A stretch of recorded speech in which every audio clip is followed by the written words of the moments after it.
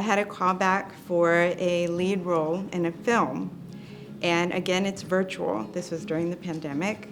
So I'm in the waiting room, and all of a sudden, the camera opens to an actual auditorium, dark auditorium of people that were sitting in the back row of the auditorium trying to direct me.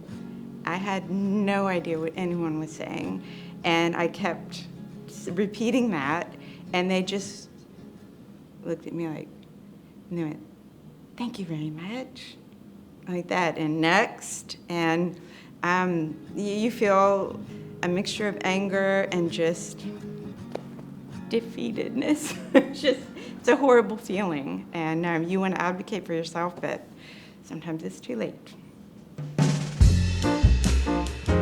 Oh my goodness. Well, I'm an actress, and I think a lot of times my hearing loss is stereotyped and misunderstood by casting. There is an instant connection to ASL, fluency, and being deaf or hard of hearing. And there's an assumption made that I'm fluent. And when I try to explain that there are different spectrums of deafness in the community, like for me, I'm mostly a lip reader, and I'm oral deaf, which means I was raised to be verbal, and they kind of actually dissuaded me from learning ASL. They didn't want me to become dependent on it, and I was mainstreamed in school. So that's something that's just not understood by casting, and when they're looking to hire deaf or hard of hearing character, they want someone who signs. And if you want to try to change it up and help them broaden the representation of deafness on camera, they're just not quite open to that yet, but we're working on it. For the most part, the roles that I've played have been hearing. My first network credit was playing a deaf girl.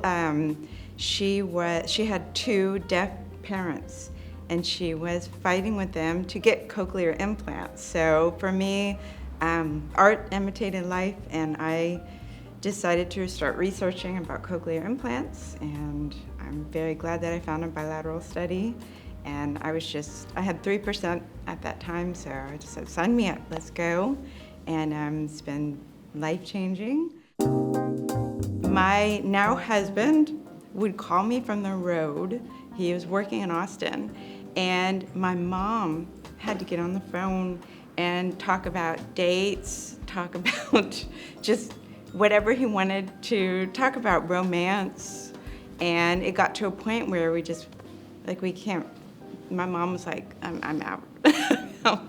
It's been my sister. You just feel like you're a burden on other people. I had a call from wardrobe, and those are usually video calls, so I don't have any trouble hearing. But she said I'm in the airport, I'm in a rush, I've got to, just do this on the phone in the airport. And initially I panicked, and I was like, oh, I've got InnoCaption app, okay. So I turned it on, and she's going through a laundry list of all the wardrobe that she needs me to bring, and I don't miss a beat. I'm pulling stuff out of my closet. I know exactly what she's talking about. Seeing every word written out, I can go back and make sure I didn't miss anything. Beautiful, seamless.